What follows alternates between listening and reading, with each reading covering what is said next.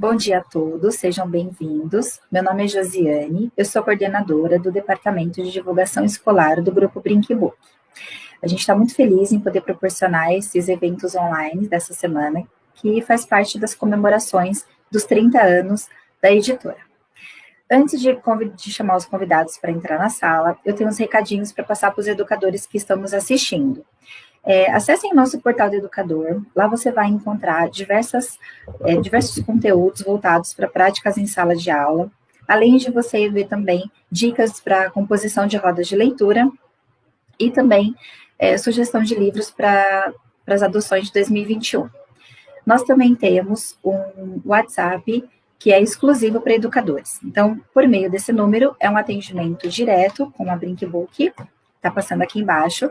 É só você mandar um oi para a gente, adicionar um número na sua agenda como contato, e você vai passar a receber semanalmente conteúdos exclusivos voltados também para a área da educação. Por conta das comemorações dos 30 anos, a gente vai fazer também sorteio de 3 inscrições para quem está participando desse evento com a gente. Então, hoje é quarta-feira, o sorteio vai ser feito na sexta-feira, a gente vai falar os ganhadores no final das apresentações. Então, quem está aqui direto pelo WhatsApp, pelo YouTube, pode entrar aqui nesse link, fazer a sua inscrição para garantir a sua vaga para concorrer a esse sorteio que a gente vai fazer. Os 3 ganhadores vão ganhar um kit com livros da editora, 3 livros da editora. Agora, eu vou convidar para entrar na sala a Ana Luísa Lacombe, que vai fazer um momento de acolhimento com a gente. A Ana é atriz, contadora de histórias, figurinista, produtora e escritora.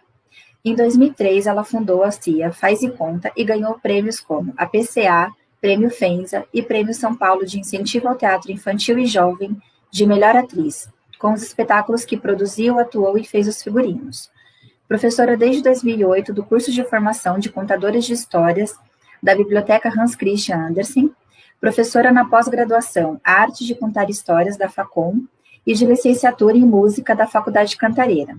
Publicou 6 obras, entre elas A Árvore de Itamoromu, ganhador de Melhor Reconto pela Finilige, e Quanta História Numa História, ganhador do PROAC em 2014. Ana Luísa, seja bem-vinda. Obrigada, Josiane. Obrigada, Brinkbook, por esse convite, pela confiança de me trazer aqui para abrir esses encontros, para acolher vocês nesses encontros. 30 anos de uma editora é muita história para contar, merece muitas comemorações e é um grande prazer estar aqui fazendo parte disso. E para abrir esse nosso primeiro encontro, eu selecionei aqui alguns trechos de uma entrevista de uma grande escritora, do nosso panteão de escritores incríveis aqui brasileiros, e essa escritora seria comemorada esse ano, está sendo comemorada, eu acho que não com o merecimento que ela tem por conta da nossa pandemia, muitas coisas foram canceladas, mas Clarice Lispector faria 100 anos esse ano, e havia muitas homenagens, né, agendadas para ela, então vamos fazer a nossa homenagem aqui para essa grande escritora. E esses trechos que eu selecionei de uma entrevista dela vão dialogar com o livro que foi escolhido para a gente abrir esse encontro de hoje. Então, eu acho que eles têm uma conversa aí entre Clarice e esse livro, e foi por isso que eu selecionei esses trechinhos da entrevista dela. E a Clarice deixou sua marca, né, na cultura brasileira. Diz Clarice nessas entrevistas: recebo de vez em quando cartas perguntando-me se eu sou russa ou se eu sou brasileira. E me rodeiam os mitos. Vou esclarecer de uma vez por todas. Não há simplesmente mistério que justifique mitos. Lamento muito. E a história é a seguinte: nasci na Ucrânia, terra de meus pais. Nasci numa aldeia chamada Tchetchelnik, que não figura no mapa de tão pequena e insignificante. Quando minha mãe estava grávida de mim, meus pais já estavam se encaminhando para os Estados Unidos ou Brasil, eles ainda não haviam decidido.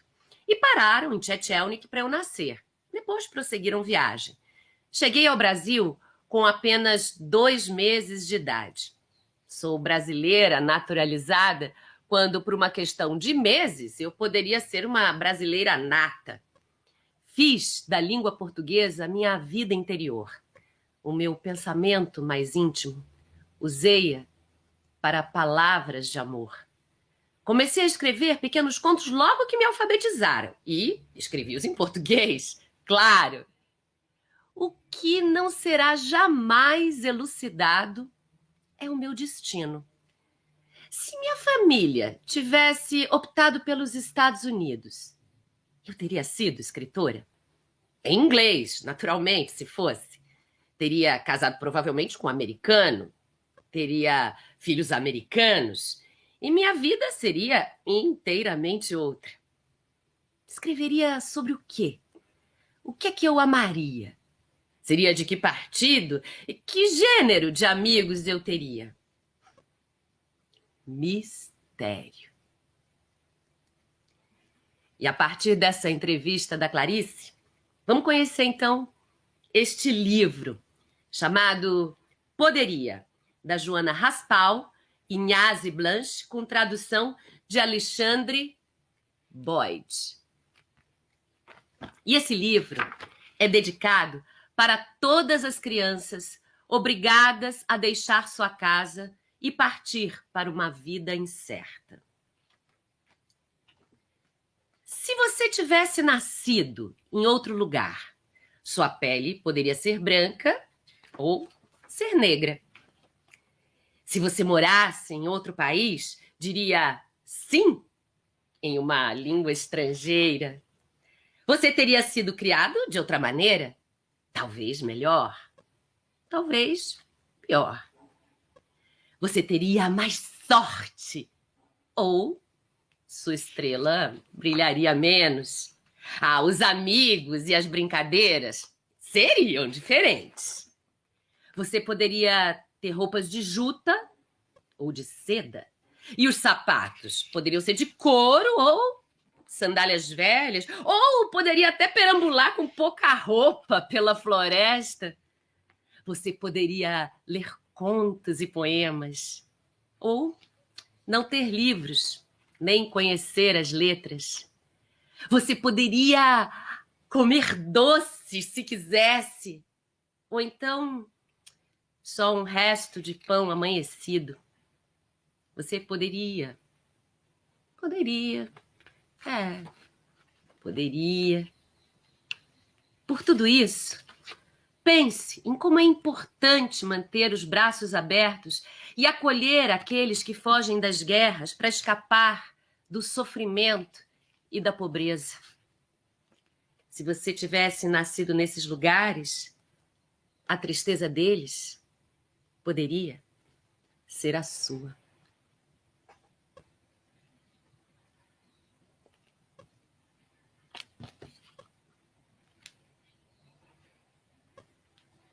Bom encontro. Muito obrigada, Ana, por esse acolhimento, esse momento. Esse livro é lindo e ele tem tudo a ver com o que a gente vai falar aqui hoje. Então, muito obrigada por esse momento. Sem dúvida. Muito obrigada, Josiane. Bom encontro para vocês. Obrigada. Bom, agora eu vou convidar para entrar na sala as participantes de hoje, né? Nós vamos falar hoje sobre habilidades socioemocionais, a literatura pode ajudar. Então, para começar, eu vou convidar a Ana Carol Tomé. Ana Carol, ela é pedagoga, especialista em educação lúdica, psicomotricidade e educação inclusiva, professora da rede pública, atuando no programa de inclusão escolar. Idealizou e coordena o programa Ser Criança Natural do Instituto Romano, desde 2013.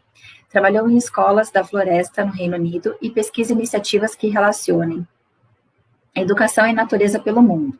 Estuda abordagem Pickler e desenvolvimento infantil. Professora por profissão, educadora de coração, brincante desde o nascimento. Acredita no poder da infância e que o mundo pode ser melhor. Bem-vinda, Ana Carol. Bom dia, gente. É uma alegria estar com vocês. Agora eu vou convidar a Cláudia Melete. Cláudia é doutoranda em Educação pela UFSCar e pesquisadora no NEPEM, Núcleo de Estudos e Pesquisas sobre Narrativas Educativas, Formação e Trabalho Docente, na mesma universidade. Mestre em Educação, Formação de Formadores pela PUC São Paulo. Possui especialização em Gestão Escolar, psicopedagogia e distúrbios da comunicação e linguagem. Essa última realizada em Madrid, na Espanha, com bolsa pelo Instituto de Cooperação Ibero-Americana, ICI. É pedagoga, formada pela PUC São Paulo, tem uma longa caminhada como coordenadora pedagógica e orientadora educacional na escola básica, com trabalhos voltados à formação docente e discente em abordagens reflexivas e colaborativas, à organização curricular e à relação entre escola e comunidade.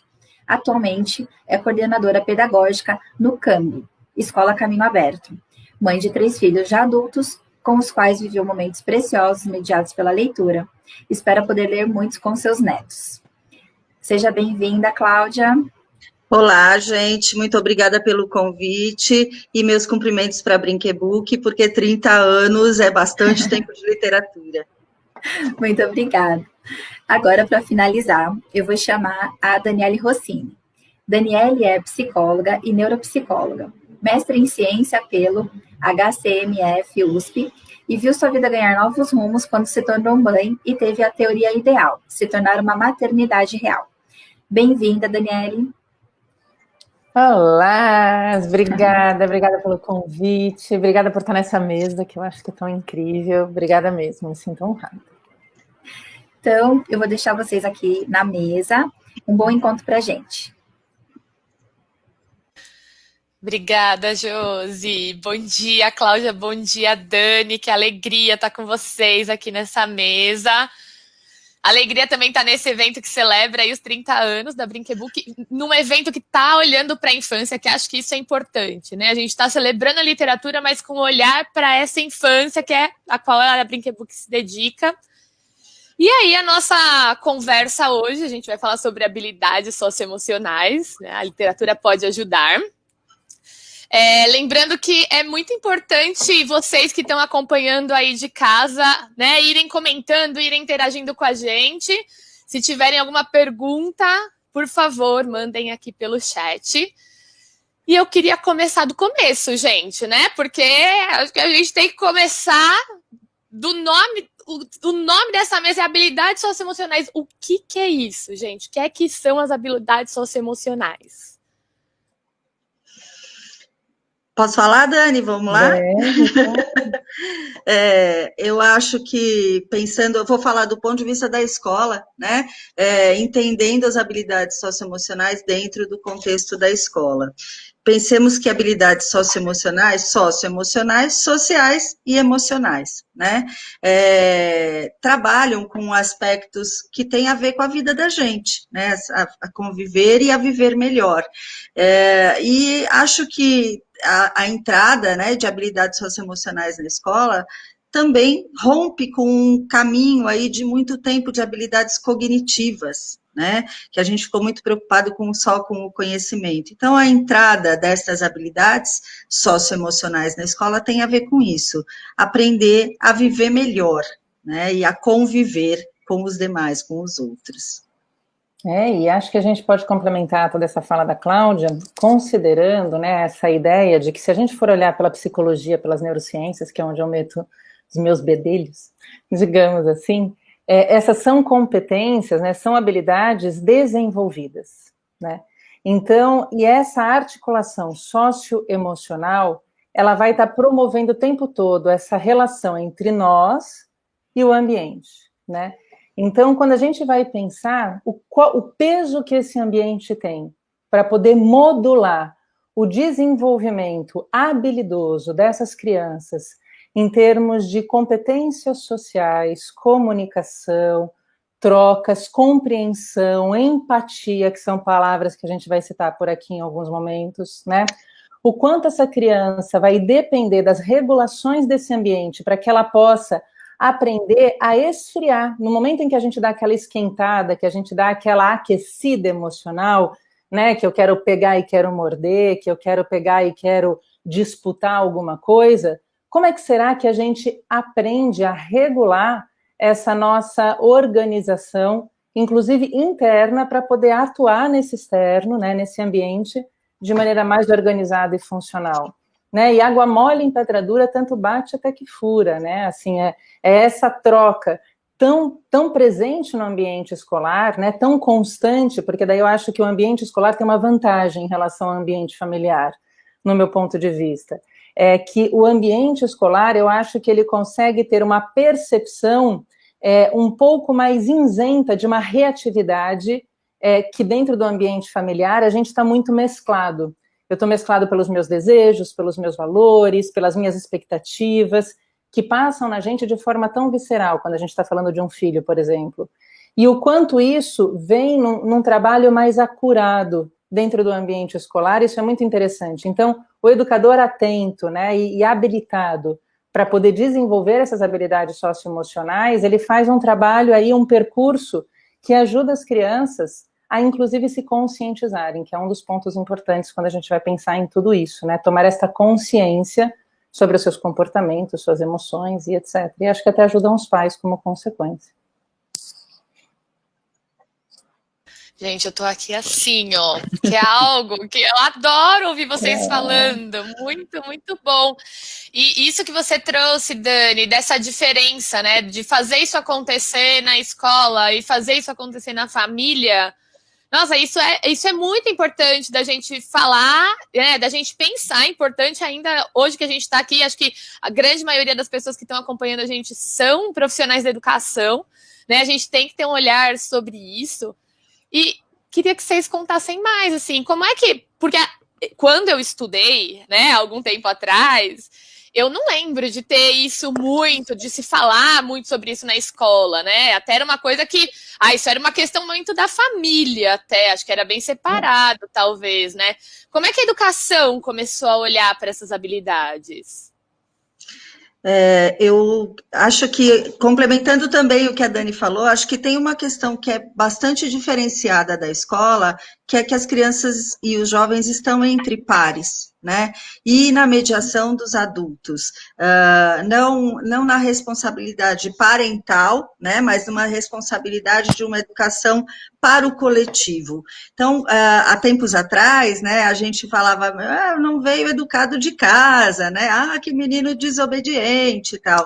Só que a gente tem que olhar para os tempos que são outros, né? Para as realidades que são outras e para este lugar que a escola ocupa, que é educar para o coletivo, para o meio social, né?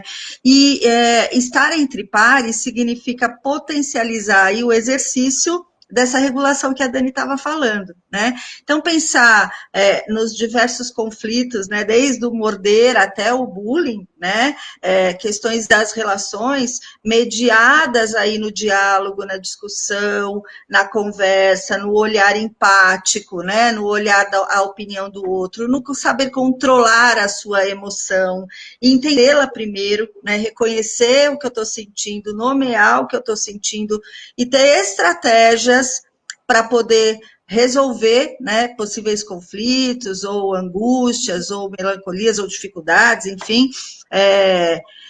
E a escola é o lugar para isso.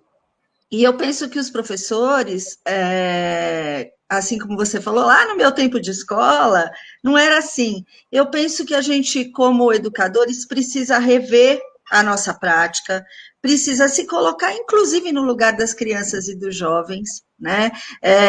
Para que a gente possa também, empaticamente, ter boas estratégias, né? Ter boas condições de discutir estas situações e não moralizar, né, que eu acho que é o que a gente vivia na nossa época, né, de escola. Acho que a Ana Carol é mais novinha aí, mas eu vivia isso, né, e acho que muitos educadores também.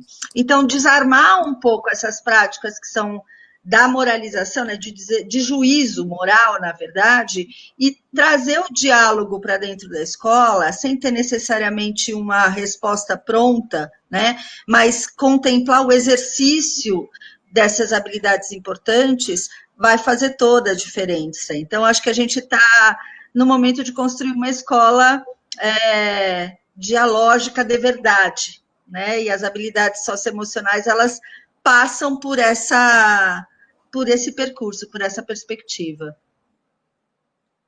E pensando um pouco no que você estava falando, uma das coisas que eu fiquei pensando, eu falei, poxa, né, como é que que talvez a minha área, né, que é a psi, a neurociências, pode ajudar um pouco nessa compreensão. Porque a gente sabe dessa importância, a gente sabe disso tudo, mas como isso se desenvolve? Como isso acontece? Né? Qual que é o tempo de construção, de maturação?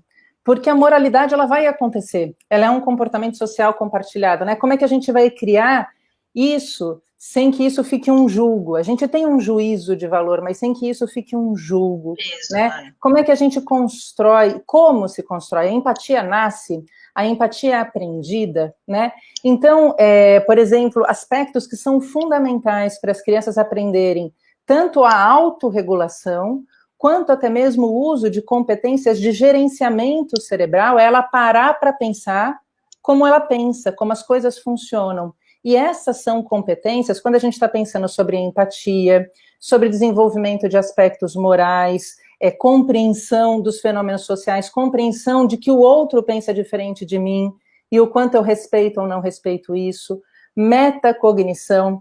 Esse cabedal de conhecimento está dentro hoje de uma teoria incrível da cognição social.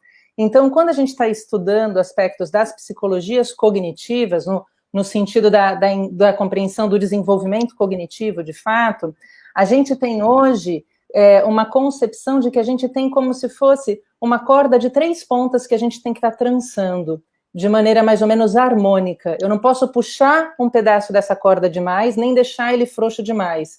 Eu tenho que fazer esse equilíbrio dinâmico entre essas 3 pontas. E quais são as 3 pontas? O aspecto neurocognitivo, né, o conhecimento, que está lá no primeiro item das competências da BNCC. Então, sim, conhecimento, né, o que a gente estrutura, o que a gente aprende, raciocínio, competências cognitivas clássicas como atenção, aprendizagem, memória, funções executivas, está mais ou menos por ali. Mas isso não acontece se eu não tiver outras 2 pontas sendo trançadas simultaneamente e construindo esse funcionamento desse sujeito global, que é o aspecto neuroafetivo. Cada vez mais a gente reconhece a mediação afetiva de vários aspectos do sistema cerebral sobre a regulação dos nossos comportamentos, sobre a aprendizagem, né? O quanto, na verdade, essa mobilização afetiva é facilitadora de uma aprendizagem de qualidade, por exemplo, ou não, né? Nesse sentido. E a outra ponta dessa corda vem o que a gente chama de cognição social. E dentro da cognição social, talvez o carro-chefe, a teoria hoje mais contemporânea e que está em construção, é o que a gente chama de teoria da mente. A teoria da mente tem um TED Talk super bacana para quem gosta dessas coisas de TED, ou quem quer dar um Google para poder procurar sobre teoria da mente. Tem uma profissional incrível, que é uma neurocientista, que ela fala do desenvolvimento cerebral da teoria da mente, que é a Rebecca Saxe. E ela mostra para a gente quais são os momentos em que a gente espera que a criança consiga sair daquele comportamento mais egocentrado, que ela vai ter uma leitura. A criança é empática desde sempre, mas ela, na verdade, vai conseguir se colocar um pouco mais no lugar do outro, caminhar um pouco mais em relação a essa empatia, no momento em que ela sai daquela leitura um pouco mais egocentrada, ali perto de uns 5 anos de idade, né? Ela começa a ter isso muito mais aprimorado, muito mais sofisticado, perto dos 9, 10 anos de idade. E isso ela vai junto com a tal da metacognição, para parar para pensar sobre como ela pensa. Tudo isso vai galgando aí o nosso desenvolvimento e acho que é um bom substrato para a gente poder entender o desenvolvimento dessas competências socioemocionais, né? Só para a gente poder dar uma pitadinha aí desses elementos que eu acho que são bacanas da gente pensar. E, Dani, se você me permite, deixa até fazer uma correção para que fique mais bem entendido o que eu falei. Quando a gente fala de moralidade, né, ou de juízo moral, talvez, né, fique mais fácil para as pessoas entenderem enquanto a gente carrega com a gente o nosso juízo, o nosso, né, olhar, às vezes muito carregado de preconceito, de pouca reflexão, né, e a escola é também um lugar de se desenvolver a moralidade e a ética, né? Então, a gente vai olhando para esses campos do coletivo, né? Para que os comportamentos dos nossos estudantes possam estar pautados, né? Por atitudes éticas, por atitudes de valor, né? Moral de positivos, né? Então, acho que esse substrato que você coloca, né, essas 3 pontas, elas são essenciais para a gente pensar o espaço da escola, né? Então, o lugar do conhecimento, o lugar de si e o lugar de si com os outros, né? É nessa relação que a escola constrói todo o currículo que ela desenvolve, lá do pequenininho até o mais velho. Gente, isso que tem um monte de comentários chegando, tem um monte de perguntas chegando, e a grande pergunta que está chegando aqui é o como fazer, gente. Não sei nem quantas pessoas já mandaram isso, mas logo mais a gente fala disso, porque eu acho que é muito importante a gente que está trabalhando na educação, a gente que está nesse contato direto das crianças, antes da gente saber o como, é a gente saber tudo isso que a Dani está trazendo, que a Cláudia está trazendo, porque senão o como fica muito sem sentido, né? E eu acredito muito que a gente tem que entender o porquê que é a importância de tudo isso, né? E agora, principalmente aí com a Base Nacional Comum Curricular, né? Que teve aí a entrada marcada das habilidades, das competências socioemocionais, né? De uma forma assim, direta. Tamo lá, temos que ensinar o Brasil inteiro, a nível Brasil, né? Qual é a importância disso? Qual é o impacto disso? E aí, quando eu falo, penso na importância e no impacto, eu penso na importância e no impacto nas crianças e nos jovens, na importância e no impacto nas escolas, no coletivo escola, o que é que muda nesse coletivo escola quando a gente passa a olhar para isso? E o que é que impacta na sociedade quando a gente passa a olhar para isso na escola? É bastante complexo, né? O como é uma resposta também longa, né? E muito singular. Eu acho que a gente poderia pensar em diversas possibilidades, dicas, mas talvez dar um passinho atrás ajude a pensar esse como, né? A BNCC, ela traz as 10 competências gerais, né, que trazem esse tripé que a Dani estava falando, né, o conhecimento, o meio social, né, o estudante inserido no meio social, e ele com ele mesmo nesse contexto. Então, eu acho que a gente pode entender aí este como pensando em perspectiva. Então, primeiro, as crianças e os jovens, eles são pessoas que se relacionam na escola, né? E a escola é o lugar onde eles existem, né? Onde eles se formam como estudantes dentro de um meio social. Portanto, como trabalhar tem a ver com todo este tempo de escolaridade, e são formas absolutamente diversas e diferentes, né? E as crianças e os jovens se formam com os outros, se formam na relação com os seus colegas, com os adultos, né, que estão nesse meio social, e eles vão desenvolvendo os seus aspectos pessoais e as habilidades para lidar no coletivo, né? Então, eu penso que olhar para a BNCC e as 10 competências gerais, que não são competências socioemocionais, né? Isso é importante a gente dizer, são competências gerais para nortear o trabalho com as competências e habilidades socioemocionais, né? Este olhar, esse destrinchar dessas 10 competências, eu acho que é o primeiro passo para a gente chegar no como, né? No lugar da escola. Tem escolas que optam por um currículo específico de habilidades socioemocionais, né? E tem escolas que têm isto um pouco mais diluído no seu currículo.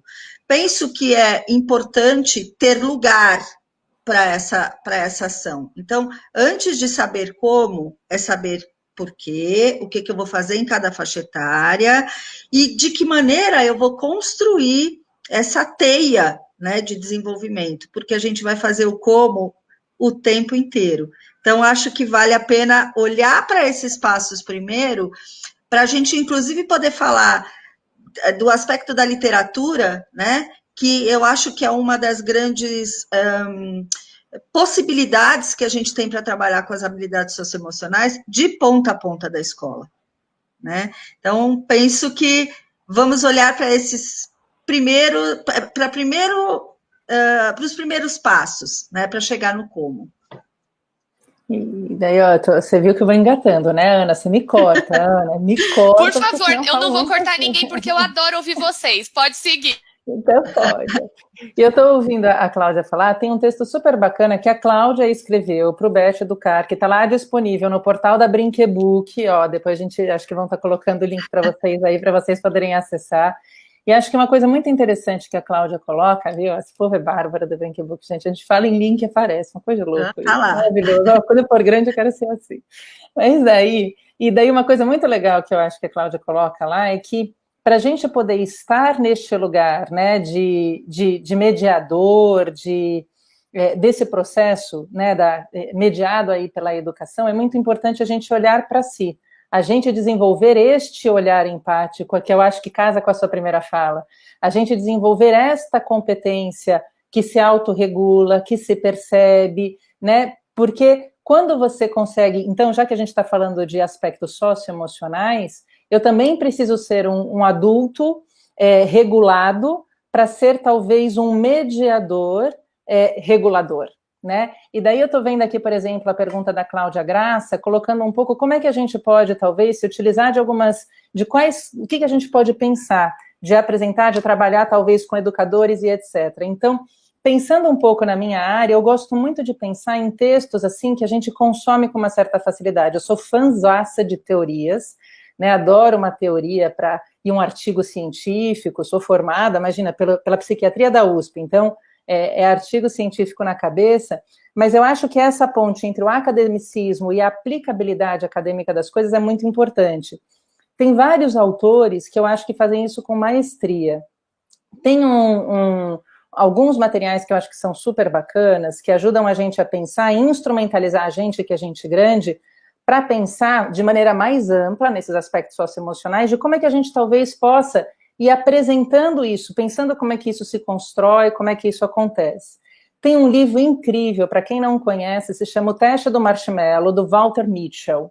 Então, quem não viu ainda aqueles vídeos das crianças comendo marshmallow, tendo que se segurar para comer um marshmallow, está perdendo, corre, depois que terminar, é claro, o nosso encontro, vai no YouTube ver os vídeos do marshmallow para vocês poderem entender um pouco. Mas o grande psicólogo que está por trás disso é o Walter Mitchell, que morreu ano passado, e ele estuda um pouco o desenvolvimento de aspectos que falam desta regulação de comportamentos, de ajustes comportamentais ao longo da vida. Ele vai mostrando como é que isso evolui da criança pequena para o adulto.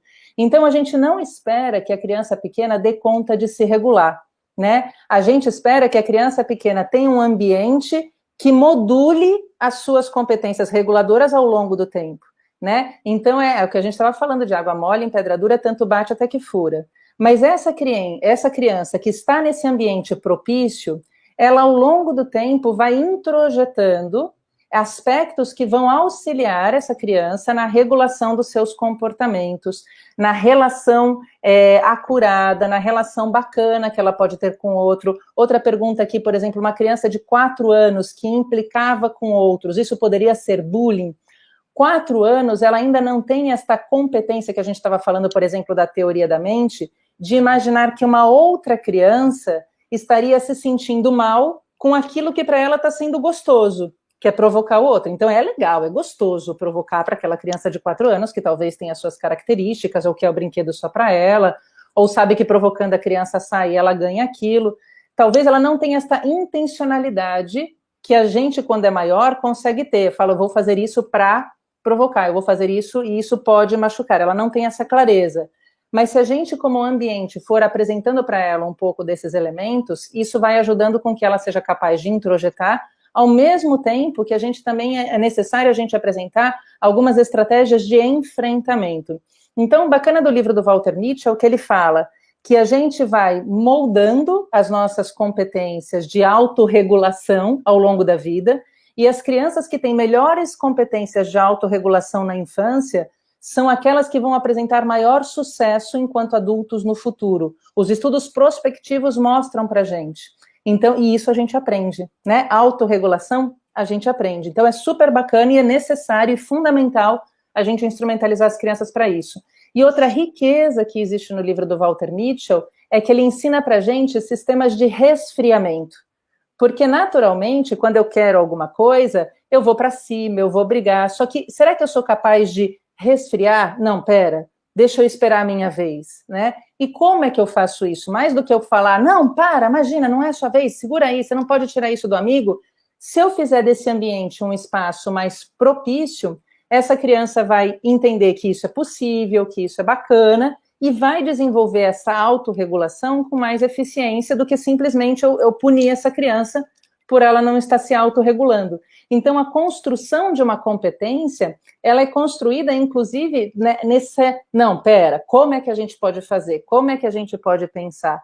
Eu acho que o livro do Walter Mitchell dá ideias para a gente, enquanto adulto, conseguir regular o nosso comportamento e pensar como é que isso pode ser passado para as crianças, e daí ele vai apresentando, como ele fala de desenvolvimento como um todo, ele fala dos pequenininhos até a gente grande.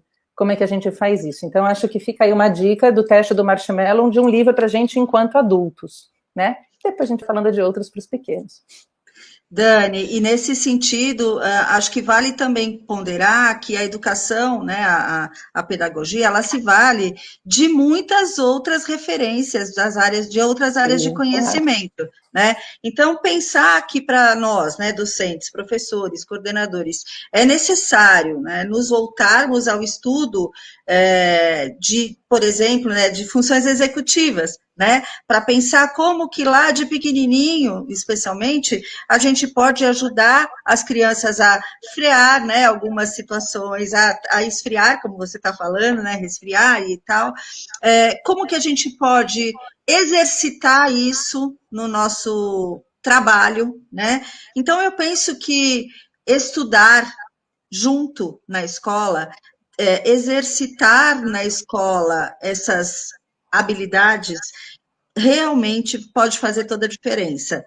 Eu costumo dizer que, para alguns pais, que às vezes a gente tem uma pergunta aí como pais e como professores, né, como que a gente faz essa diferença. Eu tenho 3 filhos, já são adultos, e vivi algumas coisas como mãe. Parei para pensar nelas dentro do espaço da escola, né? E penso que a gente diferencia muitas vezes essa ação, porque como educadores, se a gente parou para pensar e refletir e olhar para a nossa prática, a gente conhece o fim da história. Nem sempre os pais conhecem o fim da história. Então, trabalhar esta confiança também das famílias, né, na ação da escola é muito importante, porque a gente carrega a educação dessas crianças por muito tempo, né? Então, o professor, o docente, o coordenador pedagógico, que traz para a sua prática esse conhecimento novo, né? Essa maneira diferente de se olhar para as práticas sociais escolares, com certeza ele vai avançar para descobrir como esse como pode ser muito rico, né, e muito específico para cada projeto pedagógico, que essa é uma leitura importante para se fazer, né? Sim, gente. E tem tanta pergunta aqui, e eu acho que uma das coisas que eu queria muito ouvir vocês falando era justamente sobre como isso é uma competência que está chegando agora, assim, talvez não agora, mas que agora ela está ganhando um status de prioridade, talvez, né? Como se fosse algo que a gente talvez estava ali num cantinho esquecidinho, e agora a gente está dando visibilidade nisso. E aí, esse professor, essa professora também, né? Porque eu acredito muito, eu falo muito da relação entre criança e natureza lá no Ser Criança Natural, e eu acredito muito que quando a gente tem essa relação com a natureza, eu, adulto, nutrida, eu consigo fazer isso acontecer melhor com as crianças. E eu acredito que quando a gente está falando de habilidades socioemocionais, é a mesma coisa, né? Mas, então, como é que a gente ensina, quem vai ensinar? Né? E aí, como é que a gente pratica isso? E uma outra questão que eu tenho então agora a gente vai ter lá um horário específico, agora a gente vai aprender habilidades socioemocionais na escola, ou todo mundo tem que falar sobre isso? Boa pergunta. As competências gerais, elas nos colocam de cara com muitas habilidades socioemocionais. As habilidades socioemocionais estão implicadas nessas 10 competências gerais. Sim, todo mundo tem que trabalhar habilidades socioemocionais. E pode ser que sim, algumas escolas optem por ter espaços para isso, né? Espaços organizados para isso. Não tem uma resposta final, não tem uma solicitação para que se tenha um conteúdo específico de habilidades socioemocionais, mas, de qualquer maneira, todas as escolas têm que se voltar a olhar para competências importantes que colocam aquele tripé que a Dani estava falando, né, na vida das crianças. Então, a gente costuma dizer que lá na educação infantil, o trabalho vai ficar mais em torno da consciência emocional, então das crianças reconhecerem, nomearem, né, essas emoções e conseguirem ir aos poucos regulando, né, como que eles vão trabalhando, né, em si mesmos e nesse contexto da escola. Na educação, no ensino fundamental, a gente tem um tempo longo aí de 9 anos, mas uma gradação que justamente vai complexificar um pouco esse trabalho, né? Porque ainda que as crianças nomeiem, as situações de confronto, elas são bastante fortes e presentes, e nem sempre são mediadas por um adulto, muitas vezes estão entre as crianças, né, as situações, e aí o adulto tem que olhar, né, se descolar um pouco da situação para poder fazer a mediação quando as questões chegam a eles, né? E eu penso que é um trabalho também importantíssimo e preventivo, um bom ambiente escolar, ele não produz situações de desrespeito constantes, né? A gente consegue sustentar um ambiente escolar respeitoso, cuidadoso, sustentável, diverso, quando a gente olha para isso como um pilar do trabalho, né? E lá para o ensino médio entram mais claramente as questões de projeto de vida, de realização pessoal, né? Dos próximos passos da escolaridade, mas que foram construídas anteriormente, elas não surgem do nada, né? Então, nesse contexto da escola, a literatura, o português, a matemática, a geografia, né, nas práticas dos professores, como alguém que é ser humano e responsável pela formação, as habilidades estão inseridas. Nos conteúdos específicos das áreas, né, nos objetos de conhecimento, também estão inseridos. E aí, a grande questão não tem nada muito pronto, a gente vai ter que sentar, estudar e pensar, né? Mas eu acho, sabe, Ana, que um dos desafios mais legais e mais importantes para o educador hoje é se ver protagonista também do seu trabalho, né? Com certeza, Cláudia. Isso é importante. Sim, e aí eu acho que entra com algumas questões que estão chegando aqui sobre material didático voltado para habilidades competências socioemocionais e que criam, né, para discutir essas questões, acabam criando situações artificiais e descontextualizadas, né? E o pessoal está querendo saber o que é que vocês acham sobre isso. Eu acho que só uma coisa bacana, você estava falando assim, por exemplo, como ensinar quem ensina, né? Se a gente está falando de competências socioemocionais, a gente está falando desses aspectos, né? De como eu me coloco, como eu falo, como eu articulo com esse ambiente, né? E como eu me regulo. Então, claro que eu, como psicóloga, eu entendo que a gente tem um árduo trabalho pessoal, né, de desenvolvimento pessoal, né? A gente, então, quando eu sou psicóloga, sou psicoterapeuta cognitiva, né? Então, eu vou usar aqui, além de psicóloga cognitiva, que atua em neurociência, sou neuropsicóloga cognitiva, né? E sou psicoterapeuta cognitiva, não escapo disso nem que a vaca tussa, digamos assim. Então, quando a gente está falando, por exemplo, em psicoterapias cognitivas comportamentais, uma das técnicas que a gente pode usar, por exemplo, é o treino de habilidades sociais. Dentro do treino de habilidades sociais, uma das coisas que a gente embasa bastante o nosso trabalho é a ideia de assertividade, né? Quando a gente pensa em assertividade, é a ideia de eu poder falar aquilo que eu penso, organizado em relação àquilo que eu sinto, sem agredir o outro. Então, eu consigo me colocar de maneira inteira, sem necessariamente agredir o outro. Falar, olha, eu não gostei, eu fiquei chateada desse jeito que você falou, então eu prefiro que de uma próxima vez a gente considere, ou que você não me exponha na frente dos outros, ou eu acho que eu preciso de um tempo agora, quando eu estiver mais tranquila a gente volta a conversar a respeito disso. Então, são, por exemplo, coisas que eu posso estar usando na minha vida e eu posso aprender e ensinar. Então, a assertividade, ela também é ensinada ao longo do caminho. E hoje em dia, a gente é banhado pela comunicação não violenta.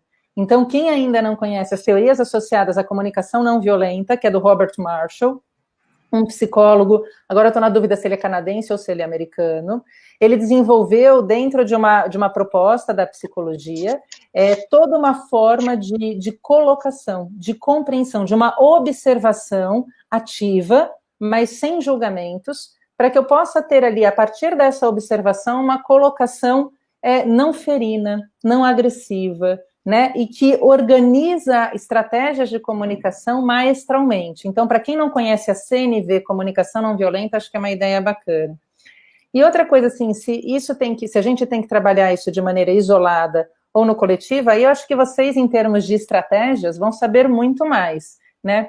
Mas pensando um pouco no meu microcosmo, que eu vejo, né, desde os clientes que eu tenho contato, desde os projetos que eu consigo acompanhar, eu acho que tem diferentes formas, e talvez o educador possa pensar de diferentes maneiras, mas eu fiquei aqui pensando em alguns livros da Brinquebook, que eu acho que são incríveis. Então, assim, eu sou fã da Brinquebook desde que minha filha nasceu.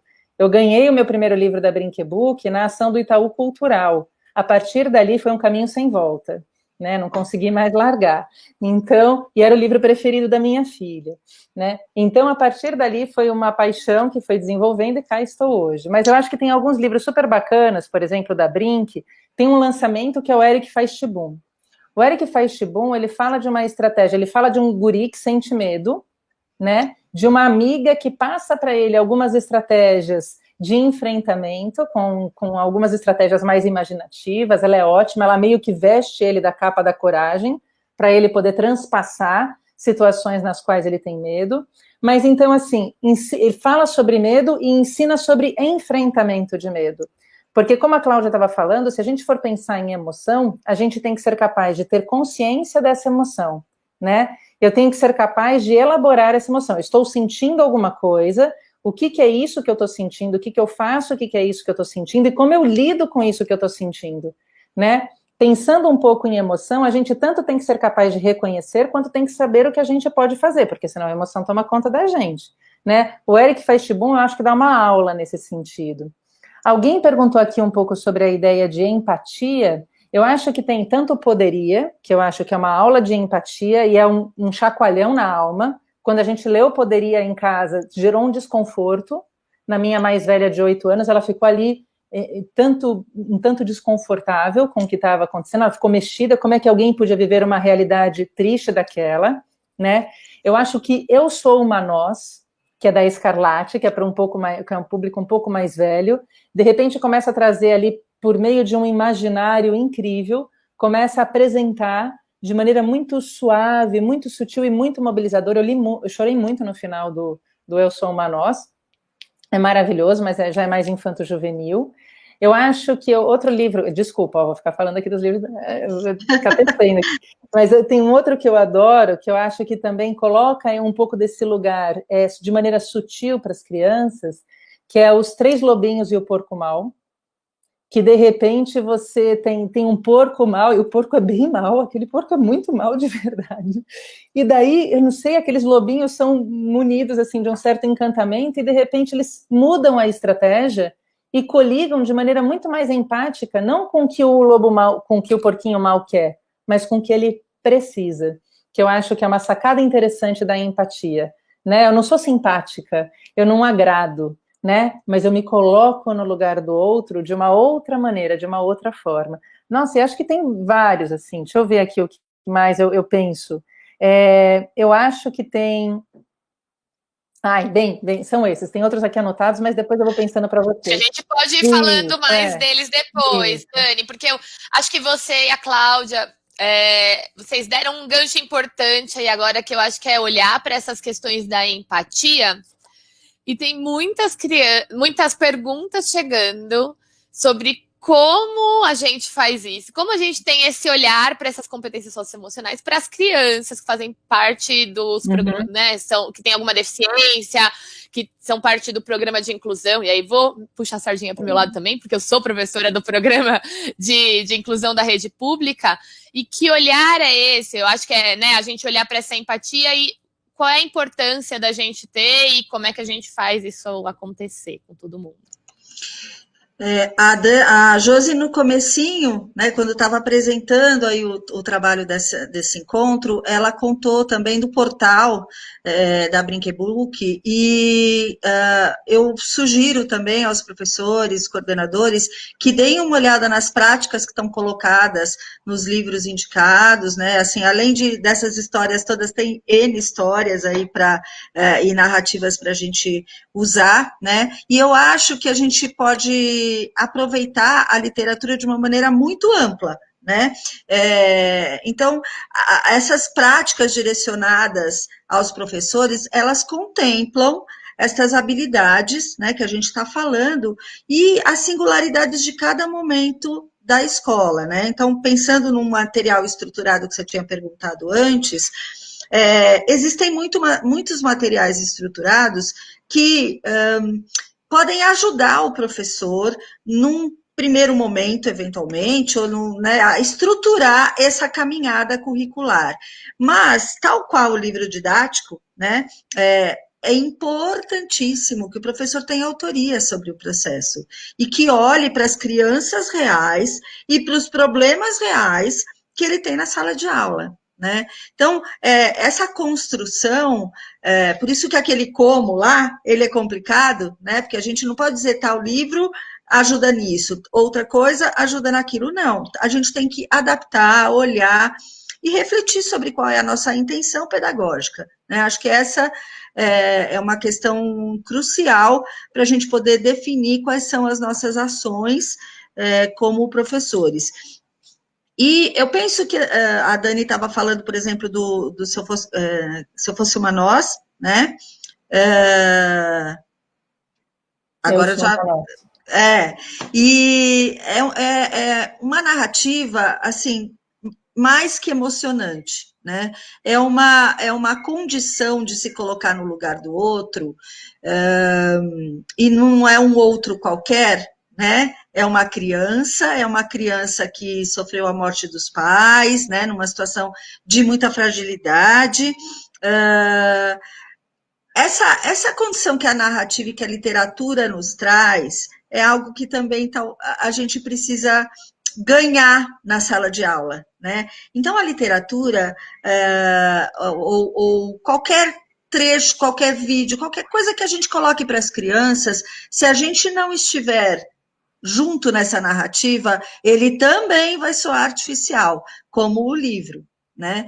Então, eu insisto, né, na ideia de que a gente precisa passar pelo exercício de sentir, porque na escola o exercício de aprender, o exercício de brincar, o exercício de sentir, caminha tudo junto.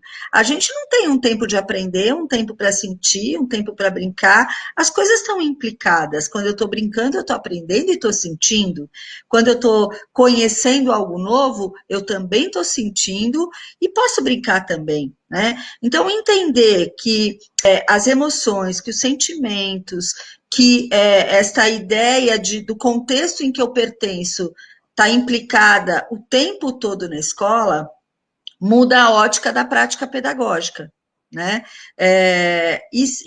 Eu creio que a literatura ela é um caminho, primeiro que é artístico, né? Assim, fala da alma, fala da nossa condição de ser humano, né?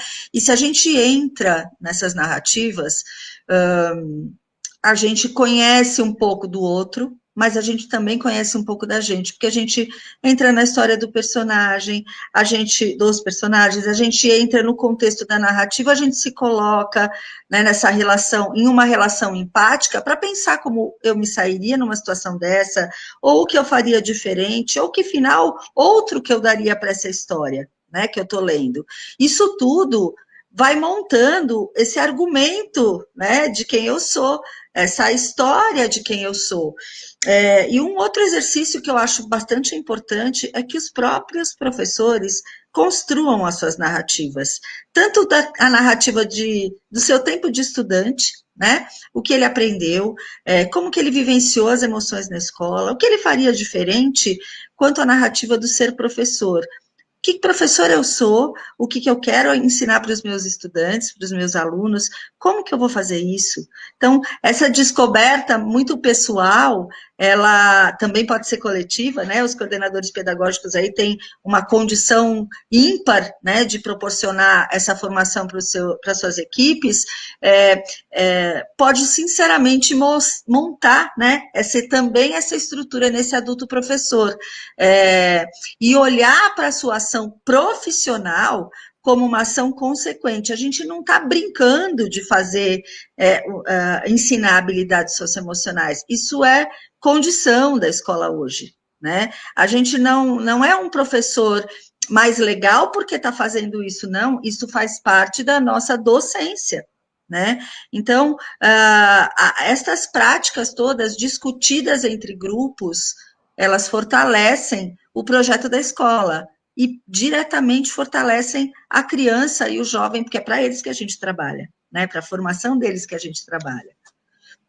E pensando, por exemplo, nisso que a Cláudia está falando e um pouquinho do que a Ana Carol estava perguntando, né? Assim, então, eu acho que, claro, você tem que fazer todas essas considerações. Eu estou falando aqui de estratégias enquanto alguém que olha do lado de fora, né? Acho que é muito peculiar o contexto escolar.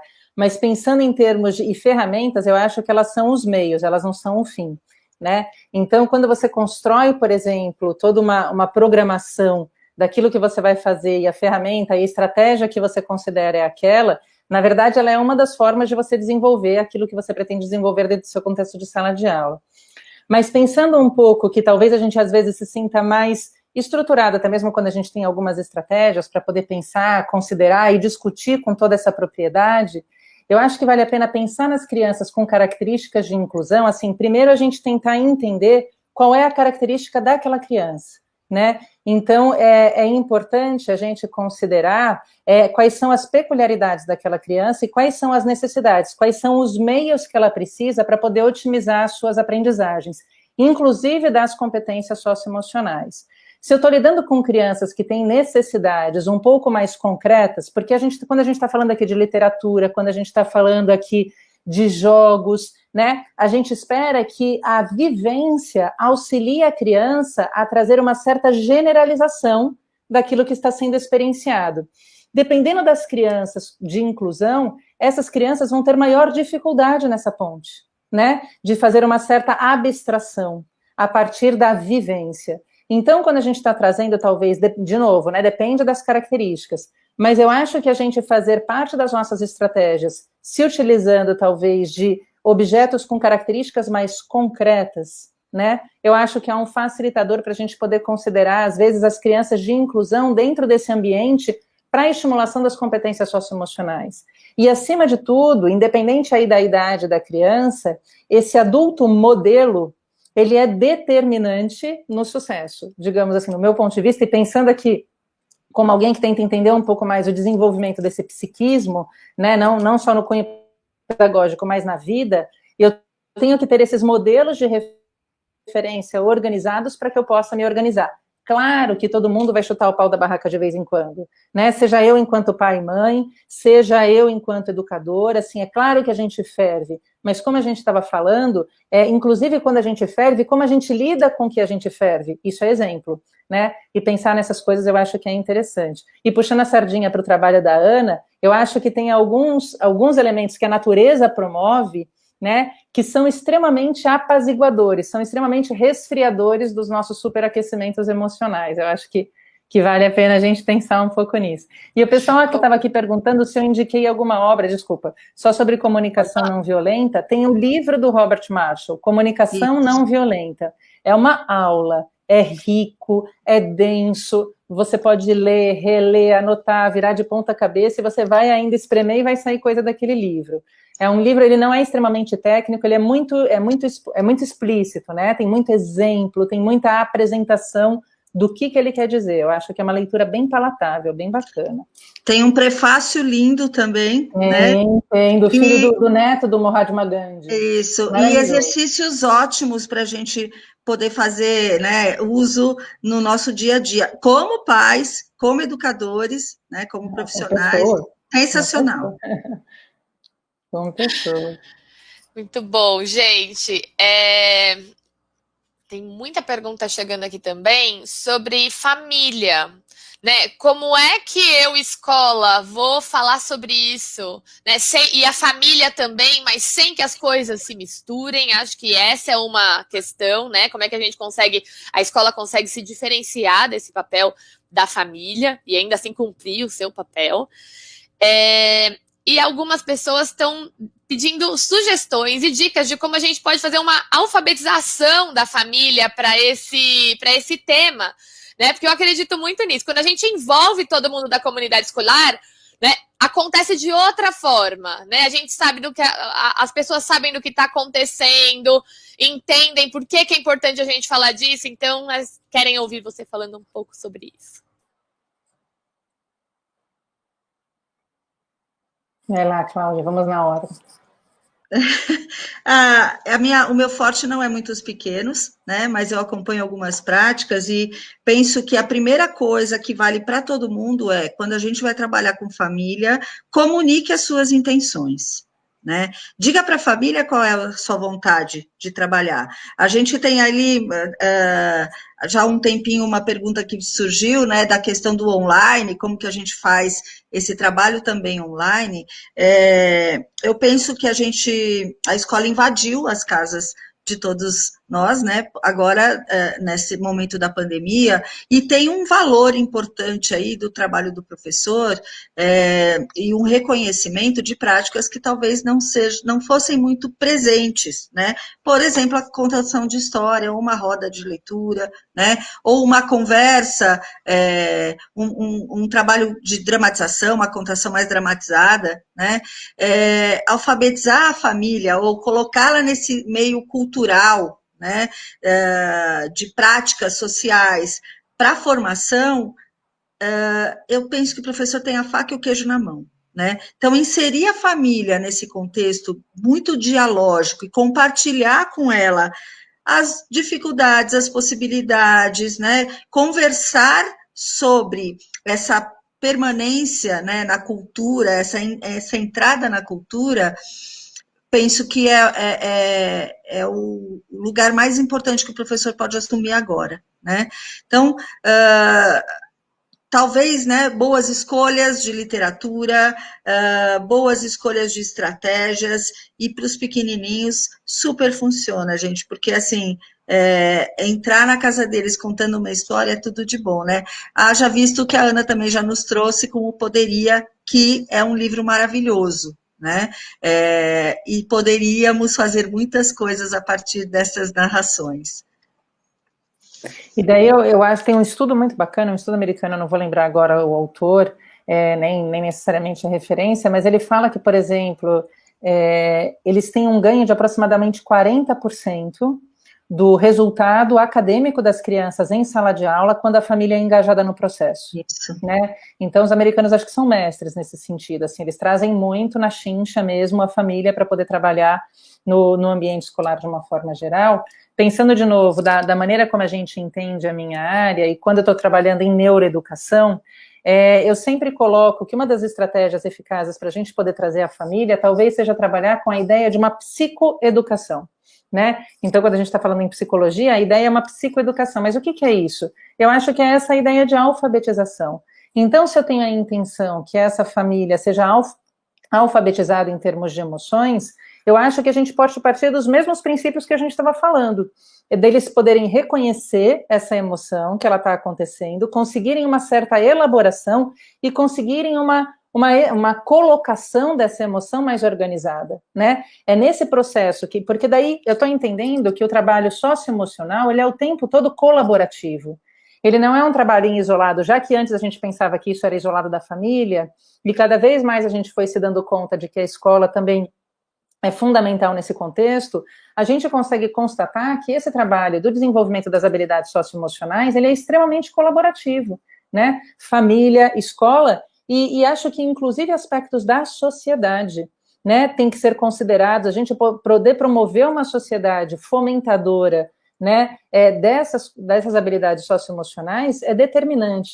E o pessoal estava perguntando aqui como trabalhar, talvez, com os pais que estão hoje com as crianças de berçário, como é que a gente pode fazer esses pais serem um pouco o veículo disso? Acho que existem aí várias ferramentas interessantes, mas existe um material com muita qualidade e com muito material disponível da Fundação Maria Cecília Souto Vidigal. Quem não conhece a Fundação Maria Cecília Souto Vidigal, é uma fundação voltada para a promoção da primeira infância, e nessa fundação, então pensando aí nos pequenininhos, né, mais ou menos de 0 a 6 anos de idade, eles têm vários materiais para pais, para educadores, para propostas políticas, sociais, pedagógicas, várias ferramentas, vários elementos que eu acho que dão ideias, que trazem conteúdo. Eles têm parcerias com locais incríveis, Tempo Junto, né? É um pessoal, são 2 gurias fantásticas que desenvolvem várias estratégias do brincar, né, como veículos da promoção do desenvolvimento, das competências socioemocionais ali de lambuja, de ganho secundário. Então, Fundação Maria Cecília Souto Vidigal, vocês conseguem achar tanto material impresso quanto muito material de vídeo. E eu sou fã, pelo menos, eu não perco uma reunião de pais, né? Eu acho que ali é uma oportunidade. Então, quando assim a gente está numa reunião de pais, os materiais disponíveis pela Fundação Maria Cecília Souto Vidigal, vários deles têm uma característica muito sensibilizadora. Então, eu acho que quando a gente está pensando, por exemplo, nessa instrumentalização dos pais, a gente talvez tenha que chegar nesse lugar da sensibilização dos pais, né? Mais do que a gente ficar naquele lugar hierárquico, olha, eu sei como as crianças sentem, agora vocês aprendam. Não, é assim, e aí, né? Como a gente sensibiliza esses pais, porque a maior vontade de qualquer pai e mãe é fazer seu filho crescer, desenvolver, tá bem, né? Não ter perrengue, né? Pena que a gente não consegue. Mas é mais ou menos assim. Então, se a gente conseguir colocar esses pais para tocarem no mesmo tom, ou pelo menos aproximarem um pouco mais, eu acho que a gente tem um bom caminho andado. Tem um ponto também que dentro do que você está falando, Dani, que eu acho muito importante, que é trabalhar, hoje a gente tem que olhar para práticas antirracistas, para a diversidade, para a pluralidade, né? Vai ter um dia aí que o Daniel Munduruku vai falar também, a gente tem as obras dele, obras que trabalham com as questões raciais, né? Especialmente, né, aquilo que a gente olha para a escola do conteúdo africano, né, do continente africano, trazer as histórias das pessoas com suas histórias de vida, né? Acho que dessa forma também a gente abraça as famílias quando a gente fala da vida das pessoas, né? Não fala de algo que está distante, que está longe, mas que tem materialidade na vida do outro, e as pessoas poderem olhar para suas próprias vidas e aí sim modular um pouco o seu comportamento, o seu posicionamento, o seu lugar, né, de existência, porque muitas vezes o que a gente percebe, né, que é um desencontro entre as culturas das famílias e a cultura, aquele mundo de cultura que a gente traz para a escola. Então, essas aproximações pela vida das pessoas, eu acho que também é um viés importante, né, para a gente olhar. Estou te ouvindo falar, eu aprendi sobre racismo estrutural com a minha filha, né? Eu acho assim, isso para mim era um mundo muito distante. Quando ela chegou, ela teve uma vivência na escola com a Fê Lopes, que é uma psicóloga que trabalha vários elementos de racismo estrutural, ela é bárbara. Tem alguns trabalhos com a Fundação Maria Cecília Souto Vidigal, com a Fundação Alana, que é outro espaço que promove muito esse repensar o tempo, que a Raquel Fanzin, maravilhosa, absoluta, vai estar aqui no último dia. A Raquel, acho que está aqui no último dia falando com vocês. E daí ela veio trazendo vários elementos desse repensar. Um material que eles usaram para poder avaliar isso, para poder trazer um pouco dessa construção e dessa desconstrução, foi o Pantera Negra, né? O filme Pantera Negra, que eu acho que vem por aí, e tem um livro da Brinquebook que ele me dá a mesma sensação, que ele pega o óbvio, né, que seria um herói branco e etc., e desconstrói para aquele lugar. Tem um livro da Brinquebook que é da Chapeuzinho Vermelho, gente, que foi lançado no passado. Agora vocês têm que me ajudar, vocês da Brinquebook, que é aquela Chapeuzinho que faz trancinha no leão, que é demais. Ela põe o leão para pastar. A Chapeuzinho, Chapeuzinho Leão Faminto. Isso, a Josiane está colocando aqui para gente. Chapeuzinho Leão Faminto, ele me traz essa ideia dessa desconstrução. É uma Chapeuzinho negra, numa estrutura que coloca ali aquelas pessoas para viver aquilo que era tão sabidamente de um outro lugar, tão sabidamente de uma outra etnia, isso é repensado. Então, pensando aí um pouco, o pessoal também foi pensando como trabalhar a questão do racismo com os pequenos. Eu acho que aqui, ó, Chapeuzinho Leão Faminto traz um pouco dessa história. Tem o Todo Mundo é Misturado também, que é bem bacana para os mais velhos, né? Bem legal. Muito bom. E alguém aqui no comentário no YouTube comentou do Mustafa. Eu adoro também esse livro, é lindo, Mustafa. E aí, gente, claro, estamos falando desse período que não estamos na escola fisicamente, né? Estamos na escola virtualmente. Como é que esse período aí de isolamento, como é que a gente faz para trabalhar essas competências socioemocionais agora nesse período de isolamento? E, claro, como é que a gente olha para essas competências nesse retorno, né? Em alguns municípios do Brasil já está havendo um retorno de alguma parcial. Como é que a gente olha para isso? Porque eu acredito que é muito importante a gente olhar para isso agora nesse começo. A gente nunca ficou tanto tempo em casa, tanto tempo vivendo esse núcleo familiar, né? Então, acho que a gente tem muito para escutar de vocês sobre isso. Eu acho que a gente já está olhando há bastante tempo, né? As escolas tiveram que pensar um pouco e penso que esse momento da pandemia trouxe uma realidade avassaladora para a gente olhar para as habilidades socioemocionais, e ficou muito claro, né? Não sei se para vocês, mas para mim ficou muito claro o quanto o espaço da escola é o espaço de relação, porque o que as crianças e os jovens sentem falta é da relação com os professores, da relação com os amigos, né? A privação que eles estão sofrendo desse dia a dia na escola.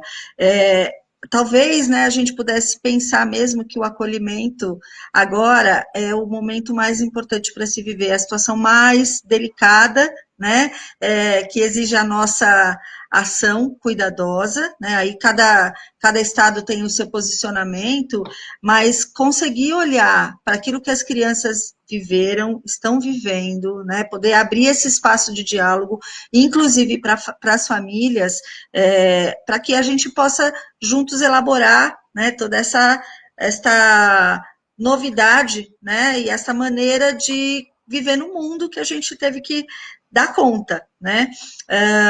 Então, eu creio que fazer momentos de conversa, de reflexão, de expressão, né?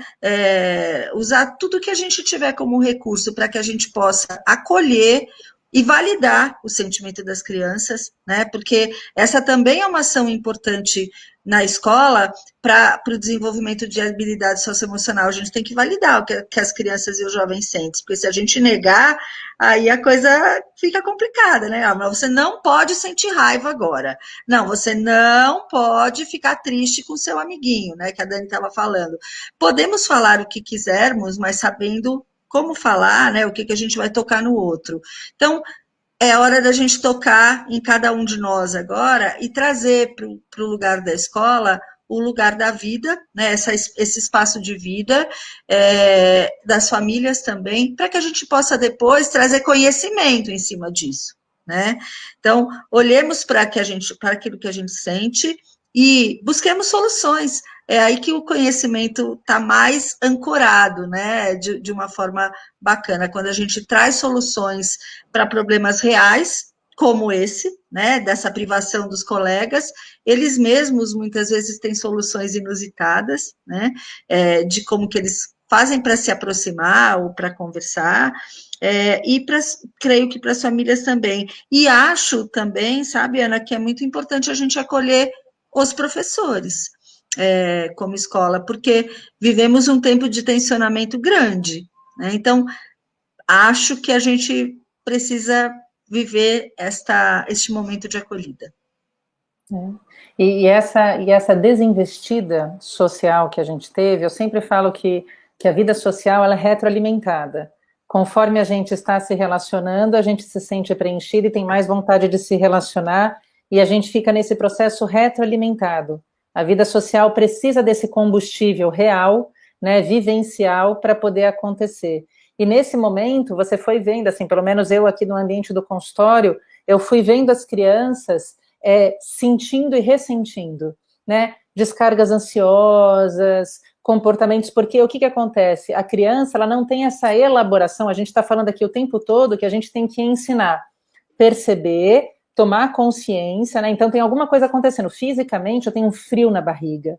Nossa, quando eu tenho esse frio na barriga, até eu me dar conta de que esse frio na barriga é medo, né? Isso leva um tempo, porque a criança, ela tem o frio na barriga no primeiro dia da sala que está indo para a escola nova, por exemplo. Ela não sabe que aquilo é medo. Nossa, mãe, acho que eu tô com dor de barriga, acho que a gente precisa voltar para casa, né? Falando, olha, não, pera, calma. Daí quando ela consegue perceber que aquilo é medo de alguma forma, e quando ela consegue verbalizar que aquilo é medo, isso já dá um certo alívio. Quando ela consegue pensar o que ela tem para fazer com aquilo, nossa, um alívio e meio, né? Só que eles, quando são pequenos, eles não conseguem ter toda essa articulação. Então, isso aparece como? Isso aparece por comportamentos que às vezes estão mais agitados, isso aparece por despertares noturnos, dessas crianças mais ansiosas, dessas crianças mais angustiadas, né? Isso aparece por birras, outros comportamentos que às vezes vão tendo características menos funcionais e a gente vai se irritando. Então, a coisa vai ficando densa. E eu acho que a maior perda que a gente teve com a escola foi essa perda social, desse combustível. Tem um texto super bacana no blog da Rebrink, que é um pessoal que discute um pouco sobre as práticas da educação e do brincar, e daí a maior perda que a gente tem nesse ambiente escolar, eu acho que é isso, né? Com a falta do ambiente escolar, é a falta desse social que é tão combustível e tão regulador do nosso comportamento. E daí acho que a Cláudia estava falando de acolhida, né? De novo, né? Acho que, claro que as estratégias têm que ser consideradas muito dentro do contexto, da realidade de cada um e tudo mais, mas eu acho que servem de inspirações, a gente às vezes tem algumas ideias, alguns materiais. O chão da Vila Sésamo, ele é gratuito. Me vendo? Para mim caiu aqui. A Dani Deu? caiu Então um foi. pouquinho. Dani, então ele tem tanto para Android quanto para iOS. É um aplicativo de celular. Deu? Voltou. Tá, mas deu? Voltou? Voltou agora? Tá. Esse aplicativo, ele tem tanto para Android quanto para iOS. É um aplicativo da Vila Sésamo, só que ele só tem inglês e em espanhol, mas dá para entender. É um aplicativo chamado Breathe, Think and Do. Depois eu tenho que colocar o nome para vocês aqui. Breathe de respirar, Think de pensar e Do de fazer. Qual que é a ideia? A ideia é que tem um monstro ali que passa por algumas situações desconfortáveis. Isso, Breathe, Think and Do. A gente já colocou pra gente, esse povo é fera. Daí, ele passa por algumas situações desconfortáveis e ele tem descargas emocionais. Colocam 5 situações problemas, que lembram muito as crianças da educação infantil, né? Em cada uma dessas situações, problemas, ele tem ali uma descarga, um desconforto, ele fica às vezes com raiva, ele fica triste, né? Uma série de coisas, e daí ele percebe que isso está acontecendo, e a primeira coisa que ele tem que fazer é respirar. Então ele respira fundo para poder se acalmar, e você vai passando a mãozinha na barriga dele. Depois ele tem que pensar, porque ele tem que pensar em ideias do que ele pode fazer. Então ele pensa. E quando ele pensa, sempre ele tem 3 ideias. As ideias que o aplicativo apresentam é uma ideia sempre onde a criança tem autonomia para dar conta de resolver essa estratégia sozinha, né? Onde a criança pode ter um par, uma outra criança de mesma idade para ajudar ela a resolver a situação problema, ou ela tem a mediação de um adulto para resolver a situação problema.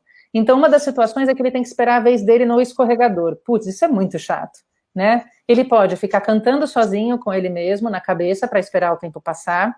Ele pode conversar com o amigo que está na fila, para esperar o tempo passar, ou ele pode chamar a professora, tipo, professora, eu quero minha vez, poxa, e agora, né, e etc. Acho que esse é só para a gente poder ter ideias e se a gente explorar um pouco mais do que, e daí o aplicativo, ele ensina a gente como a gente pode usar. Se a gente explora isso um pouco mais, a gente consegue ter ideias de como atuar, né, no dia a dia ali com as crianças. Tem um outro livro que eu gosto bastante, que é indicado a partir de 10 anos de idade, que é o Inteligência Emocional, é da Ciranda Cultural, e é de um grupo de psicopedagogos da Espanha. Agora eu não vou lembrar exatamente a região deles.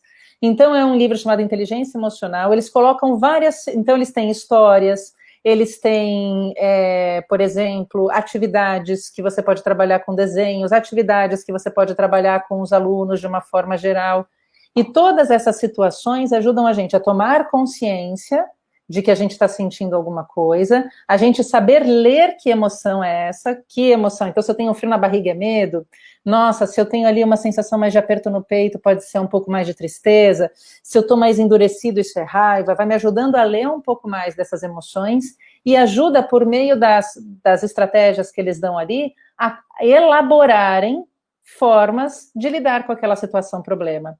Então, é praticamente estratégias de resolução de problema, mas mediadas por situações ali bem apresentadas para isso. Eu acho que são coisas interessantes para a gente poder pensar. Super dicas, né, Dani? E penso também que o trabalho com as ilustrações, né, é algo que nos aproxima também dessa compreensão do que eu estou sentindo, né? Às vezes a gente tirar um pouco as palavras para a gente poder dar lugar para aquilo que ainda não está nomeado, pode ser um caminho bem legal, né? Então, tanto para os mais novos como para os mais velhos, pensar em algumas situações que tragam ilustrações que revelem, né, o que eles estão sentindo, pode ajudá-los a problematizar melhor também essas emoções agora. E o Rogério Andrade está perguntando aqui se é possível a gente dizer... Eu já ia puxar essa pergunta, Dani, maravilhosa. Vai, pode seguir já, pode seguir. Mas ele está perguntando aqui se tem como dizer como outros países, de um modo geral, lidam com essas habilidades socioemocionais. Eu acho que a gente tem um modelo magnânimo da Finlândia, né, que eu acho que tem ali várias estratégias, várias formas que eles trazem de fazer o uso tão imbricado. E aí eu acho que mais do que um projeto estruturado, eles estão o tempo todo trazendo e daí a gente tem hoje países que estão top 10, né, quando a gente vai pensar em termos de educação, com todos os questionamentos possíveis, né, eu só estou de orelhada, hein, Cláudia, pode puxar minha orelha onde eu estou me metendo, nesse sentido. Mas daí eu acho que tem ali um modelo, mas tem um pessoal que eu gosto bastante, que trabalha com alguns elementos da psicologia positiva e trabalha também com a inteligência emocional, que é um pessoal do grupo da Yale, da Universidade de Yale, dos Estados Unidos, na Califórnia. Eles têm um grupo chamado Inteligência Emocional. Eles têm uma estratégia de trabalho de inteligências com inteligências emocionais, percepção de emoções, administração de situações problema, que é voltado para a educação e para educadores, que se chama Ruller, R-U-L-E-R. Então, se vocês colocarem R-U-L-E-R, Ruller, e Yale, Y-A-L-E, vocês derem um Google nisso, vocês vão conseguir puxar um pouco mais de como eles trabalham. E eles trazem um pouco dessa ideia da gente poder trabalhar qual grupo de emoções que está ali vigente. São emoções mais positivas, são emoções mais negativas. Existe uma gradação das emoções mais positivas. Então, assim, não é que a gente está extremamente feliz o tempo todo. A gente, às vezes, está felizinho, né? E é bom. E daí, como é que a gente lida, como é que a gente faz? Quando eu misturo um pouquinho de felicidade com tristeza, porque as emoções coexistem, né? Também eu acho que é bacana. Então, todo o projeto do Ruller trabalha um pouco isso. Acho que quando a gente está falando um pouco de família, se vocês entrarem no site do pessoal que fez o Inteligência Emocional, então tem... depois eu estou com desnomia, hein? Depois eu tenho que lembrar o nome do autor. Então, é um psicólogo que está por trás do Inteligência Emocional. Ele tem um material que ele disponibiliza para poder trabalhar com pais, em cima do filme Inteligência Emocional, que é bem bacana, porque ali é uma aula, né, de compreensão das emoções e do quanto, na verdade, a gente tem essa sociedade da felicidade a todo custo, e que não precisa, né? O quanto, na verdade, essas emoções podem coexistir e o quanto, na verdade, o nosso cotidiano é marcado pela coexistência dessas emoções. Claro que a gente pode ter uma emoção de comando. Claro que eu posso ser uma pessoa mais animada, ou eu posso ser uma pessoa mais introspectiva, ou eu posso ser mais sisudo, mas isso não significa que eu sou raivoso o tempo todo, que eu sou triste o tempo todo. Ele vai trabalhando um pouco nesse sentido. Acho que também é um material legal para a gente poder pensar. E nem acho que eu acabei me estendendo na questão. Fala, desculpa. Eu ia sugerir para o Rogério também dar uma olhada no site da Porvir, né, que tem uma gama enorme, né, não só de sugestões, mas de comentários, de reportagens que trazem vários modelos, e tem um especial sobre educação socioemocional bastante interessante, com vários depoimentos de vários especialistas do mundo e tal, e dizer para ele que a gente está engatinhando só, né? Está começando a olhar para isso, e dentro da escola e da formação de professores, a gente tem muito o que fazer, né? E às vezes olhar para países tão bem-sucedidos, né, nos assusta um pouco. Eu fico com a sensação de que falta muito para a gente chegar lá, né? Mas o que eu acho que talvez nos ajude também é pensar que dentro do nosso espaço de escola, né, da nossa pequena comunidade da escola, a gente tem um grande número de pessoas que pode irradiar práticas diferentes, né, para o mundo. Então, para que a gente não se assuste e pense que exemplos como Finlândia ou mesmo Estados Unidos, ou o que seja, né, pessoas que param, estudam e se colocam para aprender e rever a sua prática, com certeza já dão passos muito importantes. Então, a Dani está trazendo um monte de sugestões aí de propostas ou de referenciais teóricos, né, que eu acho que também precisam pautar o trabalho da gente. Então, não é só saber qual estratégia que eu posso usar para desenvolver tal habilidade, mas que contexto é esse de docência que eu estou querendo viver, né, e que o projeto da escola está querendo pensar. Quando a gente olha para um projeto mais inteiro, né, mais de ponta a ponta da escolaridade ou de um projeto de uma escola em específico, aí a gente vai ganhando unidade.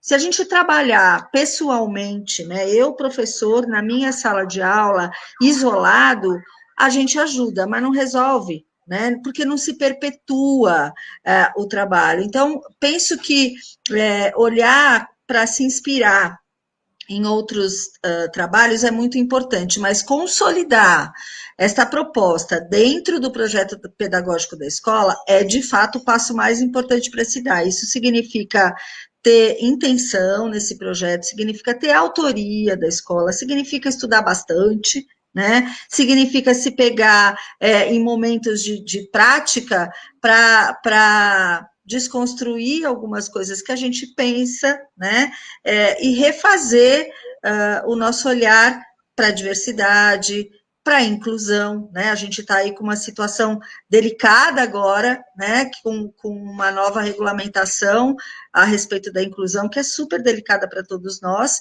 né, quase que um retrocesso a princípio, né, que a gente precisa olhar. Então, o contexto da educação, ele é muito dinâmico, e nem sempre ele está na mão dos professores, né, para pensar a escola. Então, talvez a ação de pensar a escola, estudando, buscando materiais que referenciam a sua prática, que te ajudam a construir outros processos, pode ser um belo começo aí, né? Não olhar para o fim na Finlândia, mas olhar para o nosso começo inicial. E, claro, se inspirar em modelos exitosos, né? Adaptando, claro, aquilo que a gente pode. Cláudia, isso que você trouxe é tão importante, potente, porque senão a gente nunca vai chegar naquilo, né? E a gente vai ficar com essa sensação de que nunca somos bons, né, no que a gente está fazendo, porque a gente está sempre aí buscando referências fora do país, mas com certeza a gente tem referências boas de trabalhos que já estão sendo feitos no país. Talvez não... Talvez isso aconteça pontualmente, sabe? Uma professora numa escola fazendo uma coisa, uma outra professora numa outra situação fazendo isso. eu acredito muito que a gente precisa juntar, sabe? A gente precisa começar a se comunicar muito e a dialogar e a reconhecer esses trabalhos que já estão sendo feitos no Brasil, né? E entender, olha só, quantas pessoas estão assistindo aqui ao vivo e que podem gerar trocas, quanto isso também pode ser gerar uma comunidade de trocas, né? Para a gente aprendendo uns com os outros. E eu gosto muito de um educador indiano que se chama Satish Kumar, que ele é um dos fundadores da Schumacher College. Ele tem uma história belíssima, e ele fala muito sobre o pequeno passo elegante, né? Então não é a gente chegar na Finlândia, mas para eu chegar na Finlândia, ele teve que dar um primeiro passo. A Finlândia não é a Finlândia, porque do nada ela acordou e falou, vamos fazer assim. Mas o que é que a gente pode fazer hoje? Então, se hoje o que a gente pode fazer é a gente começar a acolher as crianças que estão voltando, é acolher os professores que estão voltando, é acolher as crianças que estão isoladas, é criar esses momentos de diálogo, o que é que a gente pode fazer hoje? Eu acho que isso é importante da gente olhar. E sempre a gente indo, dando esse passinho a mais, mas muito certeiro, né? E ir buscando referências. A Dani está trazendo aí referências incríveis. Já dá para a gente montar uma biblioteca só do tema, né? Assim, para a gente nutrir a gente adulto, teoricamente, porque eu acho muito importante a gente saber o que a gente está fazendo. Até porque quando a gente vai comunicar com as famílias, não é eu acho que é isso, não é eu sei que é isso, né? Então, acho que esse é um diálogo muito importante da gente tecer. E um bom caminho, eu ia sugerir, né, que as escolas fizessem pequenos seminários de práticas, né? Comecem por vocês mesmos, né? No seu ambiente escolar, troquem boas práticas, conversem sobre as práticas que vocês estão realizando na sala de aula, né? No ambiente maior da escola. É isso que alimenta um bom projeto pedagógico, né? Aquilo que sai do dia a dia de vocês. E com certeza o composto, né? Esse lugar composto por todos, ele vai se organizar dentro de um projeto que tem que tem identidade, e a escola vai ser vista pela sua prática, né? E aí, acho que há que se incluir a prática com as crianças, a prática entre professores, a prática com as famílias, né? Que são práticas que estendem, né, a escola para além dos muros, né? Hoje a gente está com as fronteiras rompidas, alteradas, né? Falei que a Finlândia era controversa, meteram um pau na Finlândia. Coitadinha. Não, a Finlândia é ótima, mas nos inspira. Mas a gente... O que vocês estão falando, a gente tem projetos nacionais muito bacanas mesmo, assim, mas que eu acho que existem muitas... É isso, talvez a gente tenha muitos ajustes. Estou ouvindo, por exemplo, a Ana falar, eu penso, por exemplo, nas propostas que eu vejo do Território do Brincar, que eu acho que trazem aí o espaço do brincar como um veículo da educação e o quanto isso não é uma maneira de acolher, como, por exemplo, aqui a Carol Feijó está colocando como a gente acolhe. Eu acho que a gente acolhe escutando, porque, como vocês estão colocando, mesmo que a gente tenha esse discurso coletivo, vão vir respostas também individuais, né? Como a gente acolhe, como a gente está nesse lugar, talvez seja abrir esse espaço para a escuta. E outra coisa que vocês estão colocando que eu acho que é muito importante, quando a gente pensa em modelos prontos, que aparentemente funcionam, porque eu acho que tem aí todas as suas controvérsias embutidas, isso não é um lugar desmotivador, talvez isso possa ser um lugar inspirador que vocês estão colocando. E daí eu acho que a última teoria que eu coloco aqui, né, porque senão daqui a pouco vocês me colocam para fora nesse sentido, tem uma outra psicóloga de Stanford, que é muito bacana, que é a Carol Dweck, ela também tem uns TEDs incríveis, que ela tem um material chamado Mindset. Eu vejo muitas escolas, por exemplo, aqui em São Paulo, trabalhando no ensino médio, o Mindset, que é uma proposta onde ela fala que a gente tem um mindset fixo e um mindset de crescimento.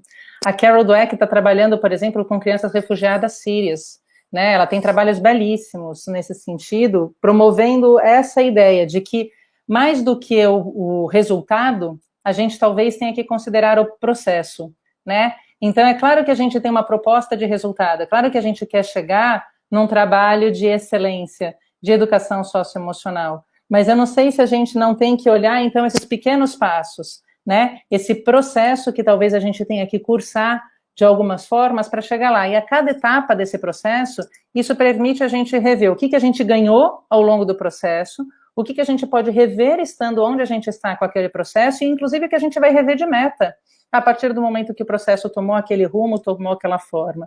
O livro dela é bacana porque ela fala em educação, ela tem um material, que não é um material em português, mas ela tem um material chamado Brainology, Cerebrologia. Ela disponibiliza site para pais, educadores e professores, meio que ensinando como a gente ensina um mindset de crescimento. E no livro dela, ela fala sobre educação, ela fala sobre vida profissional, ela fala sobre vida de casal, ela fala sobre uma série de coisas, é bem bacana. Para quem quiser, então, Mindset tem em português, da Carol Dweck. Bem legal. E parei de falar de teoria, chega. Dani, por mim, poderia falar muito mais de teoria, porque eu adoro, e tem um monte de gente aqui adorando essas teorias, porque é importante a gente estudar, né, gente? Então, vou aproveitar pode falar a carona, sempre. então. Inclusive, tem gente pedindo, assim, eu quero fazer, né, quero trabalhar bem, né, porque não é só trabalhar as competências, como é que eu trabalho de fato isso? Então, tem muita gente aqui pedindo referências, então, se tem alguma referência que precisa ser deixada aqui, por favor, agora é a hora. Acho que também vale a gente pensar em rotinas de pensamento, aprendizagem visível, né, que é uma corrente importante aí do pessoal de Harvard, que está estudando há bastante tempo, e aí tem o material que chama Aprendizagem Visível para Professores, como maximizar o impacto da aprendizagem.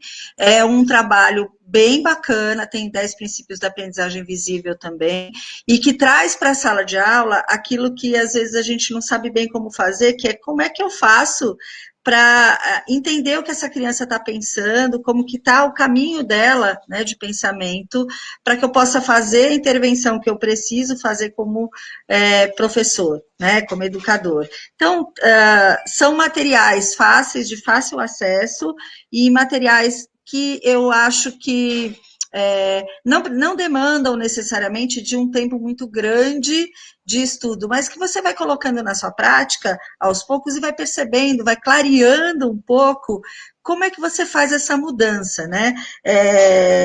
Por que eu entendo que isso é importante? A gente tem um híbrido, né, de professores que foram formados em uma escola muito transmissiva, né? E a gente está o tempo inteiro aqui falando de prática, né? Então, quando a gente foi há muito tempo estudar aí, ou até um pouco tempo, estudar como ser professor, a gente não estudou como fazer a sala de aula acontecer. A gente estudou, às vezes, as teorias, né? Mas não trouxe essas teorias para o nosso dia a dia, né? Então, talvez essa ponte, esse exercício que a gente precise fazer, de buscar essa teoria, essas referências que não dá para viver sem, né? Não podemos sustentar o nosso trabalho em bom senso, simplesmente, a gente tem que estruturá-lo em práticas consistentes, tenha que conciliar, né, esse estudo com o olhar para a nossa prática, o nosso olhar singular, né, pessoal, e o nosso olhar coletivo. Eu gosto muito de pensar que dentro da escola, nos espaços formativos, a gente pode escolher, por exemplo, uma obra de um autor, ou uma referência, e discutir e pensar em práticas que podem acontecer a partir delas, né? Então, essas várias referências que a Dani trouxe, outras tantas possibilidades que vocês vão descobrir, porque a internet é um mundo amplo, né? Tem muitas obras publicadas, disponíveis, tem artigos importantes também para falar da sala de aula, ler, discutir, refletir, trazer para a prática, voltar para a leitura, voltar para o estudo. Esse é o processo que vai formar cada um de nós para atuar nessa escola que é tão, que está tão em mudança e em um tempo de tanta incerteza, né? Então é muito difícil a gente se munir, carregar nossa mala de uma série de livros sem saber exatamente, ou de referências, sem saber como e quando usá-las, né? Mas elas são muito importantes. Eu adoro ter minha biblioteca. E eu sei quando eu vou pegar o meu livro para usar para tal ou tal situação, né? mas eu preciso ter esta prévia, né, esse contato com a referência, a discussão e levá-la para a minha prática e o retorno para ver se aquilo que eu fiz realmente tem consequência, né? Eu tenho que avaliar também. E as habilidades socioemocionais estão começando a descobrir, né? A gente está começando a descobrir formas de avaliar se esse processo, de fato, deu certo, né? Se aquilo que a gente viveu na escola deu certo. Então, sem uma estruturação desse trabalho, sem um momento de avaliação, a gente corre o risco também de deixar as práticas soltas, né? A nossa ação solta. E para a escola, de fato, faz toda a diferença pensar em organizar esse processo que os nossos estudantes e a gente também vive todos os dias, né? Acho que sim. E assim como a gente constrói as habilidades socioemocionais, eu acho que a forma como a gente está fazendo isso também está em construção. E muito possivelmente vai estar sempre, porque a gente depende do momento, inclusive social, vigente, né? Então, possivelmente, as habilidades socioemocionais, elas estarão sempre em construção, porque elas dependem muito da realidade, que cada geração, cada época, cada período, cada loucura pandêmica como essa que a gente está vivendo, vai trazer à tona, e vai fazer a gente pensar o tempo todo, mas o quão é importante pensar nisso, né? O quão é importante a gente tá refletindo sobre isso. Eu acho que é isso, está em construção, e eu não sei se essa construção para, né? Haja visto Paulo Freire, né? Ó, deixa eu ficar quieta aqui, ó, viu? Então, pensando em uma obra 100% nacional, né? É um processo de construção constante, operante, né? E incessante. Que todo mundo está aprendendo o tempo todo, né? Quem ensina, aprende, quem aprende, ensina e tudo mais. Exato. Não é? E aí, tem... Bom, vamos lá, deixa eu achar aqui que tem um monte de coisa... Pessoal agradecendo super as dicas. Muita gente, viu, Dani? Pode falar dicas. Eu tô a rainha da dica. Então, lá no meu Instagram, vocês vão estar vendo só tem dica. E eu acho que tem um peso diferente, né, gente? Uma coisa é você ir lá e falar, será que esse livro é bom? Outra coisa é você ouvir o pessoal falando... mas eu sou empolgada, eu sou empolgada. Exato, mas tem que muito ganhar muito bom. dinheiro, assim, porque eu me empolgo com tudo, vocês não entendem. Eu também sou muito empolgada com as dicas, então... a gente já está aqui se encaminhando, né? Estamos encaminhando para os minutos finais aí da nossa conversa. A gente tem aí mais 10 minutinhos. E eu queria que vocês aproveitassem, então, esse momento para começar as considerações finais, né? O que é que não pode deixar de ser dito? Eu gosto muito de pensar assim, o que é que a gente está aqui? A gente tem mais 10 minutos. O que é que a gente não pode deixar de dizer aqui? Então, inverte agora, Cláudia, começo eu. Então, eu acho que quando a gente pensa em termos de habilidades socioemocionais, eu acho que habilidades socioemocionais se constroem com pessoas, né? E como a gente estava falando, eu acho que se tem uma coisa importante, é a gente pensar o lugar dessa modelagem. De novo, né? Como terapeuta cognitiva, isso fica muito forte para mim. Então, voltando um pouco naquele artigo que a Cláudia escreveu, a importância da gente que é gente grande, né, enquanto educador, enquanto um educador parental, enquanto pais, estar neste lugar consciente, né, a gente não acerta o tempo todo, mas a gente ter consciência de como a gente está, de como a gente funciona, e do peso que tem tudo aquilo que a gente faz para quem vai estar recebendo, essa é a essência da empatia, né, então acho que a gente estar neste lugar consciente e se construindo socioemocionalmente permite a gente ser um melhor veículo para essa construção socioemocional dessa criança, desse adolescente que está com a gente. Eu separei uns passos aqui, algumas coisas, e fiz uma lição de casa aqui, tá? Pensando em algumas coisas que para mim são importantes. A primeira é que eu entendo que a escola pode proporcionar uma experiência ímpar para as crianças, né? E a gente precisa compreender como que a gente passa por essa experiência, né? Nós, docentes, professores, e como a gente proporciona essa experiência para os nossos estudantes.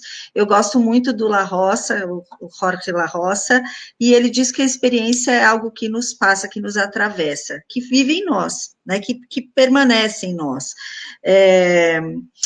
Pensando muito na minha caminhada como escola e como... na minha formação, o meu avô me levava... todo sábado, todo final de semana, a gente ia para a banca de jornal, e porque era lá onde se vendiam os livros, né? A gente tinha poucas livrarias e tal, e a gente ia para a banca de jornal, e todo final de semana ele comprava alguma coisa para a gente. Podia ser quadrinhos, podia ser um conto clássico, podia ser uma outra coisa que estava surgindo, e ele nos formou, né, a mim e a meus irmãos, como leitores, né, junto com a escola. A escola, naquele tempo, olhava para a leitura de uma forma muito academicista, né, instrumental. A minha experiência de escola, ou de descoberta da leitura na escola, veio na universidade e veio na minha prática, né? E pensando que a gente pode trazer esse universo da leitura tão bacana, tão enorme, né? Eu acho que partir da literatura para pensar em habilidades socioemocionais é algo extremamente importante, né? Porque a gente, além de formar bons leitores, a gente forma boas pessoas, né? Então, queria sugerir o seguinte: olha lá, recupera a sua história como leitor, vai ver como é que você se formou como leitor, o que foi importante para você nesse tempo, o que fez a tua diferença. Escolha bons livros, né, para os seus queridos, né, alunos e estudantes, e permita a eles uma experiência de leitura que não seja só uma leitura instrumental, aliás, que nem seja uma leitura instrumental, que seja uma leitura prazerosa, de fruição. Faça isso regularmente, leia para as crianças regularmente. Eu lia todas as noites para os meus filhos, né? Isso era uma prática na minha casa. A gente sempre conversa, eles já são adultos, eu falei que eu queria ler para os meus netos. Ler regularmente transporta as crianças para esses universos e vai construindo essa subjetividade. Compartilhe o que você sente lendo, né? Não espere só que as crianças e os jovens digam, diga o que você sente também. Registre esse processo com eles, pensa formas de registrar que você vai organizando um pouco esse pensamento, né, essa construção com eles, e esteja aberto, porque vai surgir coisa muito diferente do que você está pensando, vai surgir o inesperado. Então, acho que para comemorar a Brinquebook, né, esses 30 anos de obras tão lindas, a Brinquebook nasceu quando meu filho mais velho nasceu também, né, e eu me lembro da produção editorial, das ilustrações, do primor, né, desse trabalho que eles começaram há 30 anos. Essa mágica, né, da literatura e do livro, ela é, sem dúvida, construtora de pessoas, né, com habilidades socioemocionais íntegras, né, sabedoras de si. Então, minhas dicas iriam por aí, para que a gente se olhe como pessoa, para poder se olhar também como profissional. E acho que essa é a principal dica, né? Antes de ser receber qualquer rótulo, somos humanos, né? Somos seres humanos, somos pessoas. E acho que isso é o primordial, né? E acho que a gente olhar para a escola também como um coletivo dessas individualidades, esse coletivo de seres humanos, né? E que cada um é diferente. Cada um está recebendo esse mundo de forma diferente, isso é tão potente, isso é tão importante, e o quanto a gente precisa aprender a olhar para isso, né? Alguma dica que ficou guardada no bolso de livros da Brinquebook? Faltou falar de algum? A Dani tinha uma lista enorme de livros da Brinquebook. Faltou. Eu acho que tem o 3, falando dessa questão da empatia, lançamento também da Brinque, que eu acho que é maravilhoso. E tem um que eu acho que ele é para pós-pandemia, né? Que é o Apertado e Sem Espaço, que é embasada num conto judaico, que eu acho que vale a pena. O quanto a gente talvez não valorizava vários desses elementos pré-pandemia, e depois de um momento apertado e sem espaço, a gente talvez vai conseguir valorizar, eu não vou fazer muito spoiler do livro, mas a gente vai conseguir valorizar talvez o que a gente tem, que talvez a gente não valorizava antes, né? Então, acho que apertado e sem espaço, talvez deem algumas ideias aí, mas chega, não isso. E hashtag ler é presença, né? A Cláudia, para quem não acompanha, a hashtag ler é presença da Brinkbook, a Cláudia deu uma prova viva agora do quanto ler é presença. Ó, diz aí, pessoal da Brinkbook, não é verdade? Fantástico. A história de vida dela fala porque o ler é presença da Brinkbook existe. Quem não acompanha a hashtag vale a pena, hein? Eu acho que também o site da Brinkbook, no portal do educador, eu insisto porque eu acho que assim é para a gente se mergulhar lá, né? Tem todas as obras, eu não vou destacar porque assim tem um cuidado enorme para orientar o professor na prática, né, da leitura, e aí diversas práticas sociais de leitura eu acho que a gente pode usar, mas assim trazer a leitura para a sala de aula de formas muito interessantes, e temos aí, né, os contos clássicos, temos os contos de fadas, temos as crianças e os animais, as fábulas falando, né, juntos, temos as narrativas que tem essa ideia da cultura, né, muito implicada da cultura africana, da cultura indígena, de crianças de outros países, narrativas do cotidiano, que eu acho que são interessantíssimas, né? Eu vi, acho que também vale a pena ver o vídeo da Celinha, né, que está contando do Pataquadas, super bacana. Então, assim, a gente olha para o texto do livro, olha para a ilustração do livro e a gente se alimenta dele. A partir disso, né, o que eu posso fazer na sala de aula? A gente tem pistas bastante interessantes da Brinkbook, mas a gente também tem criação para trazer junto. Acho que essa mistura vai ser essencial para o professor fazer uma sala de aula bem bacana agora.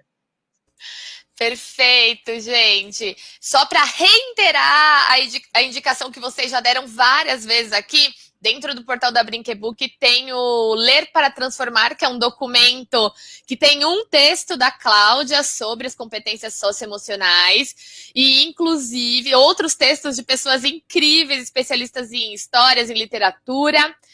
E lá também tem uma série de indicações de livros com algumas categorias, algumas sugestões aí do que a gente pode trabalhar. Quero agradecer super, gente, essa manhã que o tempo passou voando. Foi um prazer estar aqui ouvindo vocês duas, queridas. Adorei a conversa. Obrigada mais uma vez o convite do pessoal da Brinkbook. Muito bom estar com vocês nessa manhã, gente. A gente agradece, né, Dani? Uma honra. Muito obrigada mesmo. Sou fã do trabalho de vocês, sou fã da Brink, agradeço do coração mesmo. Obrigada, gente. Queria agradecer, meninas, a participação de vocês. Foi muito legal, foi muito incrível.